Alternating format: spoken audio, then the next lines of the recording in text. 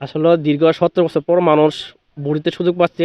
হ্যাঁ, ভোটানো সুষ্ঠু হচ্ছে এবং মানুষের অনেক উদ্যাপন আছে, ভোট দেওয়ার জন্য অনেক আগ্রহ আছে। মোটামুটি অনেক মানুষ আসছে আমাদের এখানে, প্রায় এই 41-58 ভোট মোট আছে আর কি, আমতলী উষ্ণ মিলাইয়া। আমরা আশা করছি এখানে মোটামুটি ভালো ভোট কাস্ট হবে এবং মানুষ তো অনেকদিন পরে ভোট দেওয়ার সুযোগ পাচ্ছে। হ্যাঁ, এতদিন তো মানুষ ভোট দিতে পারে নাই, রাত্রে ভোট হয়ে গেছে।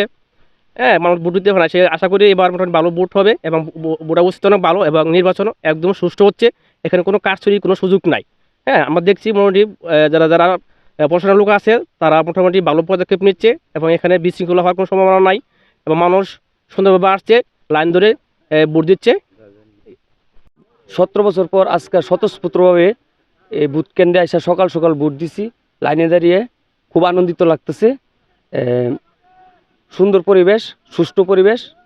এই প্রথম আমি ভোট দিলাম, আজকে সর্বপ্রথম।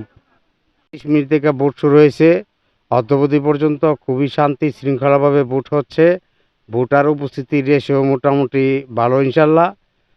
তবে পরিবেশ, পারিপার্শ্বিকতা সব কিছু ঠিক আছে। আর আমাদের এখানে একটি সমস্যা আছে, সমস্যাটা হয়েছে কি যানবাহনের একটু সমস্যা আছে।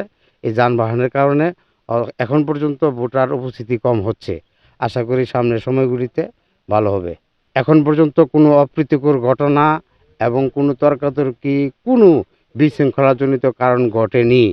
এখানে আমি জানতে পেরেছি 4জন থেকে 5জন প্রার্থীর পোলিং এজেন্ট রয়েছে, তারা শান্তি শৃঙ্খলাভাবে কেন্দ্রে অবস্থান করছেন। আমি পুরাটা কেন্দ্র পদক্ষেপ পরিবেক্ষণ করছি, তাদের কাছে কথা বলে জানতে পারছি তারা খুব শান্তি শৃঙ্খলাভাবে ভোট প্রদান করছে, তারা সবাই খুশি।